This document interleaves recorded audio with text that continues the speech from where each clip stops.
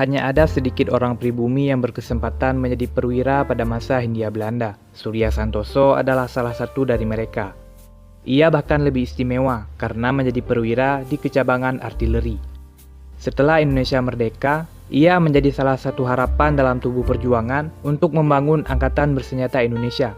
Tetapi ia lebih memilih setia pada Belanda dan justru memilih berperang melawan Republik. Kami adalah channel yang konsisten membuat video-video tentang sejarah. Tetapi lebih dari 90% kunjungan ke channel ini berasal dari penonton yang belum melakukan subscribe. Jika kalian menyukai tema-tema sejarah, pastikan telah menekan tombol subscribe dan menghidupkan lonceng notifikasi agar tidak ketinggalan video kami berikutnya. Beberapa video lain terkait sejarah militer telah kami kumpulkan di playlist berikut ini. Ia memiliki nama lengkap Raden Mas Sarjono Surya Santoso, berasal dari Jawa Timur, dan lahir pada tahun 1898. Sejak muda ia memiliki kesempatan untuk mengenyam pendidikan di sekolah Belanda. Hingga pada tahun 1918 ia masuk KMA Breda. Bahkan menurut Harry Albert Puzo, Surya Santoso adalah salah satu orang pribumi pertama yang lulus di sekolah pendidikan perwira militer di negeri Belanda tersebut. Surya Santoso lulus sebagai Letnan II Kenil pada tahun 1921. Ia terdaftar di kecabangan artileri dan menjadi satu-satunya kapten artileri dari kalangan Bumi Putra dari total 66 orang kapten artileri di tubuh Kenil. Selama masa tugasnya di Kenil, ia pernah ditempatkan di Jakarta dan Cimahi.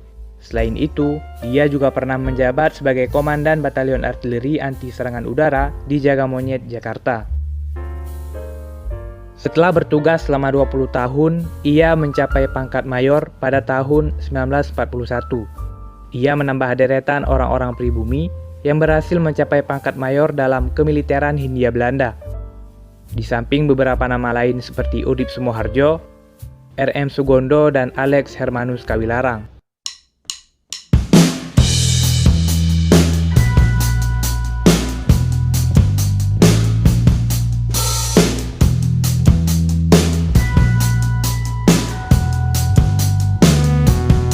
Masa bahagianya sebagai mayor ternyata tidak berlangsung lama. Belum genap setahun menjadi mayor, Kenil dengan mudah dapat dikalahkan oleh serangan dari bala tentara Jepang. Belanda menyerah dan Kenil pun dibubarkan. Ia harus menjalani kehidupan sebagai orang sipil, dan sebagai bekas perwira menengah Kenil, ia terus mendapat pengawasan ketat dari militer Jepang.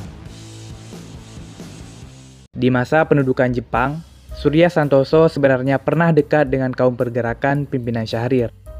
Menurut pengakuan Simatupang, bahkan kediamannya pernah dijadikan sebagai tempat pertemuan dan diskusi untuk kaum pergerakan. Ia juga dikenal memiliki banyak jaringan informasi terkait jalannya Perang Dunia Kedua dan tentang posisi Jepang yang semakin terjepit di akhir perang. Namun menurut Simatupang, Surya Santosa masih berorientasi pada Belanda. Ia masih yakin bahwa setelah kekalahan Jepang, Hindia Belanda akan dapat berkuasa kembali. 1 bulan setelah proklamasi kemerdekaan, Subadio, salah seorang penghubung dan orang kepercayaan Syahrir, sempat mengupayakan pertemuan antara Syahrir dan Surya Santoso. Namun Syahrir segera menegaskan bahwa Surya Santoso bukanlah pejuang nasionalis. Saat Subadio coba mengkonfirmasi hal ini kepada Surya Santoso, ia dengan tenang menjawab bahwa dirinya adalah penasehat sekutu dan tidak ikut campur dalam urusan perjuangan kemerdekaan. Menurut pengakuan Nasution, Surya Santoso pernah diajukan menjadi kandidat Menteri Pertahanan. Karena semenjak di Kenil, ia memang dikenal sebagai perwira yang pintar. Namun ia lebih memilih untuk kembali ke dalam tubuh Kenil dan bahkan ikut menjadi konseptor serangan militer Belanda dalam perang kemerdekaan. Setelah kembali bergabung dengan Kenil, pangkatnya dinaikkan menjadi Letnan Kolonel. Ia diposisikan dalam Dinas Intelijen dan Penelitian Kesetiaan dan bekerja di bawah Charles van der Plas, salah seorang petinggi Nica atau pemerintahan sipil Hindia Belanda yang dibentuk sejak Perang Dunia Kedua. Bersama perwira Kenil pribumi lain yang masih setia kepada Belanda, seperti Sultan Hamid dan Julius Tahia, ia juga ikut mengiringi Hubertus van Mook dalam perundingan dengan pihak nasionalis. Ia berseberangan dengan banyak perwira Kenil yang lain, yang lebih memilih berada di pihak pejuang kemerdekaan seperti Urip, Didi Kartasasmita, Nasution, Kawilarang, dan Simatupang. Seandainya ia memilih bergabung dengan Angkatan Bersenjata Republik, Surya Santoso sangat berpotensi untuk mencapai pangkat jenderal. Sayangnya ia lebih memilih setia pada sumpahnya terhadap Ratu Belanda.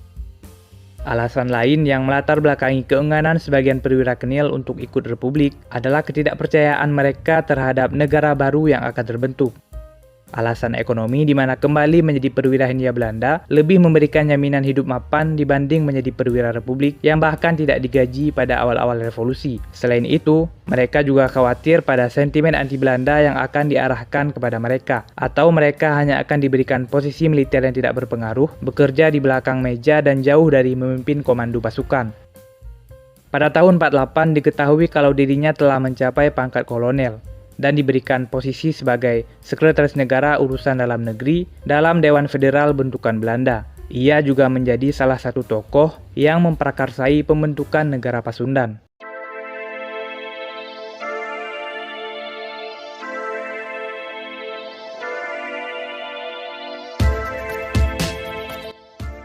Setelah kemudian Belanda kalah dalam diplomasi dan harus mengakhiri kekuasaannya serta menyerahkan kedaulatan kepada Indonesia, Surya Santoso pun ditangkap pada 23 November tahun 1950.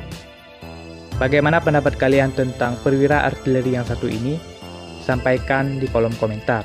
Dan jangan lupa menekan like, meninggalkan komentar, dan menonton video-video kami yang lain.